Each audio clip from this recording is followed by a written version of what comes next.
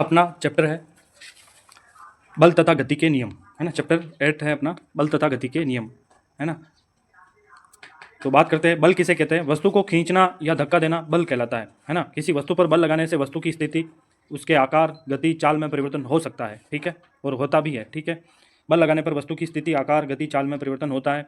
अब बात करते हैं छूने के आधार पर बल के प्रकार, है ना, यानी महसूस करने के आधार पर या छूने के आधार पर बोल सकते हैं बल के टाइप, संपर्कीय बल और असंपर्कीय बल। तो सबसे पहले बात कर लेते हैं संपर्कीय बल क्या होता है। तो किसी वस्तु के संपर्क में आने पर अथवा किसी वस्तु पर बल लगाने के लिए उसे छूना पड़ता है, उसे संपर्कीय बल कहते हैं, है ना।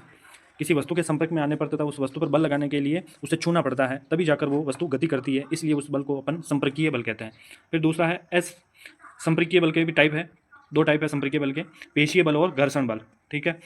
फिर बात करते हैं असंपर्कीय बल। किसी वस्तु को बिना छुए उस पर बल लगाना असंपर्कीय बल कहलाता है, यानी उस वस्तु को अपन बिना छुए भी उसमें गति ला सकते हैं, उसकी जो स्थिति है उसमें परिवर्तन कर सकते हैं, उसे असंपर्कीय बल कहते हैं। असंपर्कीय बल जैसे गुरुत्वाकर्षण बल हो गया, चुंबकीय बल हो गया और स्थिर वैद्युत आकर्षण बल। ये बल क्या होता है, बिना छुए ही किसी वस्तु की जो स्थिति होती है उसमें परिवर्तन ला देते हैं। जबकि संपर्कीय बल क्या होते हैं कि उन पर बल लगाने पर उस वस्तु की स्थिति में परिवर्तन होता है, यानी उनमें ऊर्जा की भी जरूरत होती है। संपर्कीय बल में ज़्यादा बल लगाने की जरूरत पड़ती है, जबकि असंपर्कीय बल में बल तो लगता है लेकिन इसमें पेशीय और घर्षण बल की जरूरत नहीं पड़ती है, ठीक है।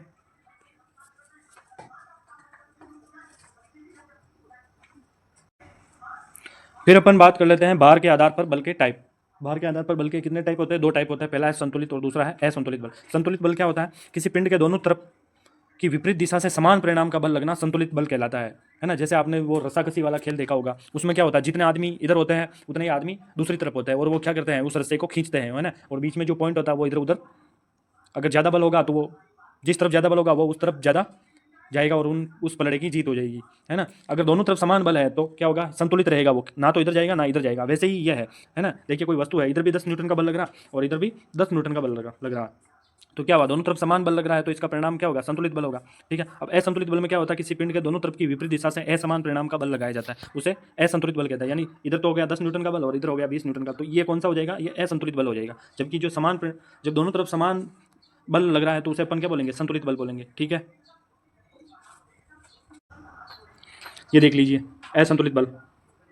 असंतुलित बल में क्या होता है, किसी पिंड के दोनों तरफ की विपरीत दिशा से असमान परिणाम का बल लगाया जाता है, यानी समान नहीं होता। इधर देखिए, इधर 30 न्यूटन का बल लग रहा है जबकि इधर 10 न्यूटन का, इस तरफ ज़्यादा बल लग रहा है और इस तरफ कम बल लग रहा है, तो क्या करेगा ये, इस जो ये वस्तु है इसको ये इधर धकेल देगा, ठीक है। फिर बात कर लेते हैं अपन गति के नियम की। गति का नियम, सर्वप्रथम गैलीलियो ने वस्तु की जो आनत तल होता है, जो समतल तल पर जो गति होती है को देखकर गति के नियम दिए, है ना। हालांकि गैलीलियो इन नियमों की व्याख्या नहीं कर सका, फिर अपने न्यूटन आए और न्यूटन ने गति के नियम दिए। तो न्यूटन के गति के अब नियमों को अपन विस्तार से पढ़ने जा रहे हैं, ठीक है दोस्तों। अपन ने संतुलित और असंतुलित बल पढ़ लिए, ठीक है।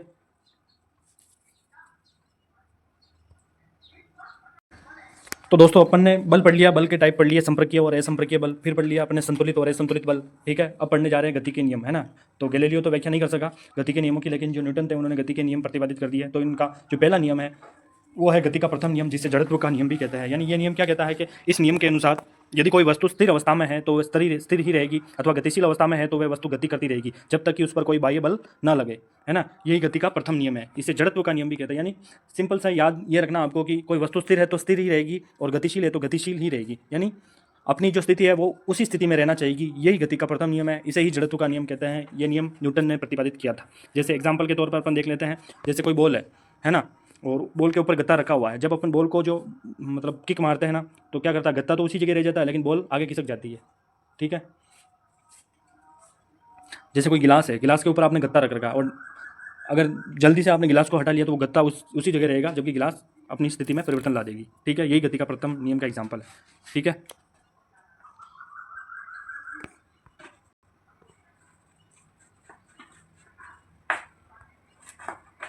फिर बात कर लेते हैं गति के द्वितीय नियम की, जिसे संवेग संरक्षण का नियम भी कहते हैं। इस नियम के अनुसार किसी वस्तु के संवेग में परिवर्तन की दर उस पर लगने वाले बल के समानुपाती होती है।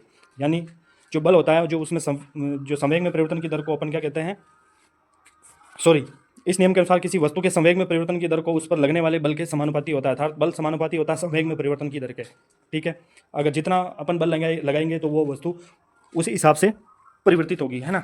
यही संवेग संरक्षण का नियम है, इसे गति का द्वितीय नियम कहते हैं। यह भी न्यूटन ने प्रतिपादित किया था। संवेग किससे कहते हैं, वस्तु के द्रव्यमान तथा वेग के गुणनफल को अपन संवेग कहते हैं। वस्तु के द्रव्यमान तथा वेग के गुणनफल, यानी जो वस्तु है उसका जो द्रव्यमान है और उस वस्तु का जितना वेग है उसके गुणनफल को अपन संवेग कहते हैं। इसे पी के द्वारा दर्शाया जाता है, अर्थात संवेग बराबर द्रव्यमान इंटू वेग, है ना। संवेग p बराबर द्रव्यमान का m हो गया और वेग वेलोसिटी का v हो गया, तो p बराबर mv, है ना। संवेग एक सदिश राशि है, संवेग का मात्रक किलोग्राम इंटू मीटर प्रति सेकंड होता है, ठीक है। अपन ने गति का प्रथम नियम पढ़ लिया, जेटा जड़त्व का नियम कहते हैं, यानी यदि कोई वस्तु स्थिर है तो स्थिर ही रहेगी और गतिशील है तो गतिशील ही रहेगी, यही जड़त्व का नियम है, यही न्यूटन की गति का प्रथम नियम है, ठीक है। और दूसरा नियम क्या कहता है, किसी वस्तु के संवेग में परिवर्तन की दर उस पर लगने वाले बल के समानुपाती होगी, जितना बल ज़्यादा होगा उसमें संवेग की परिवर्तन जो दर है वो उतनी ही ज़्यादा होगी, ठीक है। संवेग एक सदिश राशि है, यानी इसकी दिशा और परिणाम निश्चित होती है, ठीक है। पिछली कक्षा में पढ़ा था सदिश और असदिश राशियाँ, ठीक है।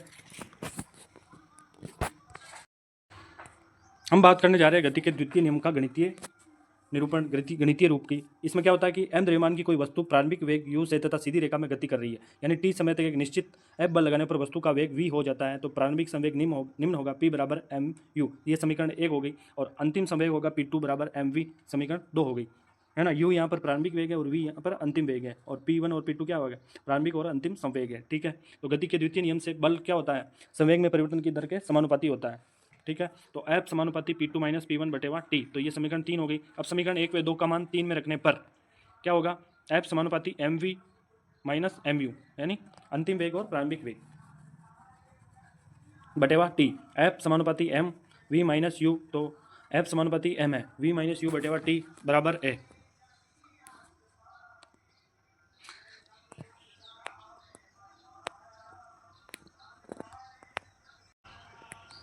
यहाँ पर अपन क्या करेंगे, समानुपाती के चिन्ह को हटाएंगे तो क्या लग जाएगा, k लग जाएगा, तो F बराबर k m है। यदि k बराबर 1 हो तो F बराबर c m है, यानी k क्या है, समानुपातिक स्थिरांक है। गति के द्वितीय नियम का गणितीय रूप इस प्रकार हो जाएगा ये।